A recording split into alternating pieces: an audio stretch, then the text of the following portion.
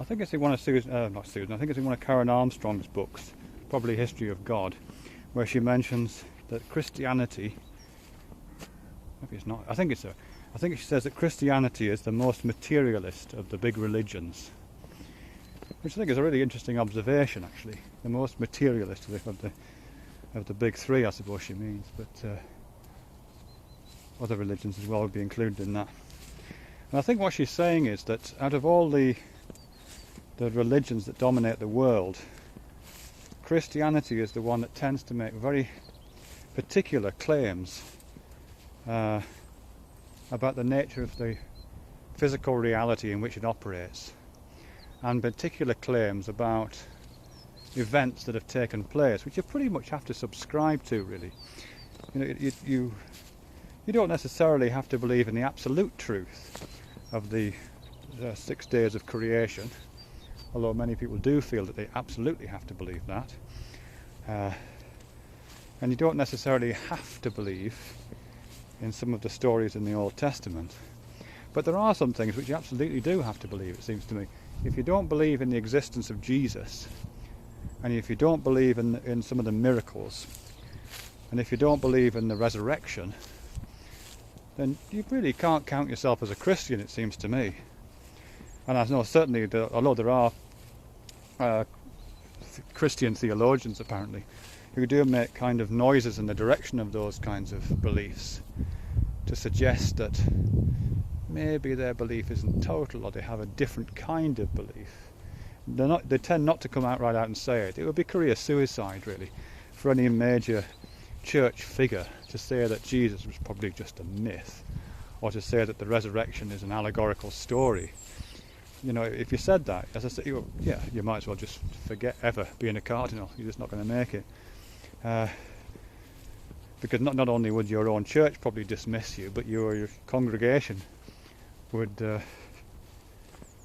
well, right now they'd probably just not go to your church anymore, but in the past you'd probably got burnt at the stake for saying that kind of thing. So to that extent, I think to be a Christian, you're pretty much obliged, fortunately or unfortunately, to sign up to what I think are really foolish beliefs, actually. Very, very materialistic beliefs. And I think the foolishness in them isn't so much that they're materialist, it's because it's a really stupid view of what material is, I think, or what matter is. I mean, what it reminds me most of, actually, is science fiction.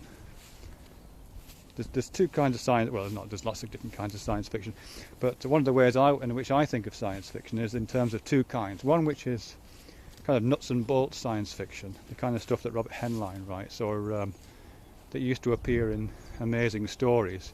And this is the stuff of rockets, and it's the stuff of matter transporters, and it's all about the technology, and it's all about the details of this stuff. And then there's this other kind of science fiction, which really just uses those ideas as jumping off points to talk about ideas. So some of Stanislaw Lem's writing, for example, some of Philip K. Dick's, well, a lot of Philip K. Dick's later writing particularly, the sort of incursions into science fiction that you find in Doris Lessing. They're science fiction because those particular environments, the possible technologies, the possible subjunctive futures, provide interesting contexts in which otherwise unthinkable ideas can be worked through. And that's a much more interesting, for me, a much more interesting branch of science fiction. And it seems to me that's what Christianity and the faith and mystical Christianity seem to operate within that spectrum. Some Christianities, in fact all Christianity, but some versions of Christianity, often comes across to me like bad science fiction, or like really geeky nuts and bolts science fiction aimed at 14-year-old boys who like reading about fast spaceships and like reading about aliens who die and then come back to life again magically, and then can fly without the aid of jet power up into the sky again at the end. Whereas more sophisticated, and that's not really the right word, but the other kind of science fiction, one which is really more about thinking the unthinkable and moving ideas into difficult places,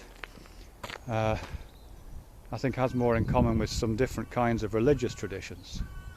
I mean, you could never say this. I mean, you could never stand up in a church. No theologian can stand up in a church and say what I'm really talking about here is speculative science fiction. Obviously not. But I think it's a closer analogy than I first intended when I started talking, if I'm honest.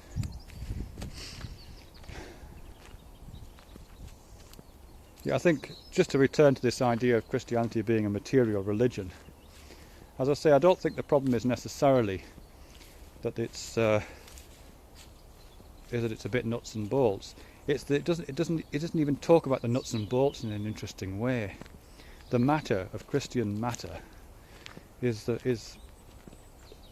don't know, it's like the matter that was around 500 years ago. It's matter which existed prior to atomic physics. It's the matter which existed certainly prior to quantum theory. It's the matter that existed when there was only 4 or 5 elements. It's not even interesting matter. I suppose that would be my criticism there. If you could get I wouldn't mind a material Christianity if the material it talked about was that buzzing cloud of atoms that Deepak Chopra talked about. I know he's a bad example, but it's just more interesting than its nuts and bolts, nail the guy to a cross, wait for the spaceship, that kind of science fiction Christianity.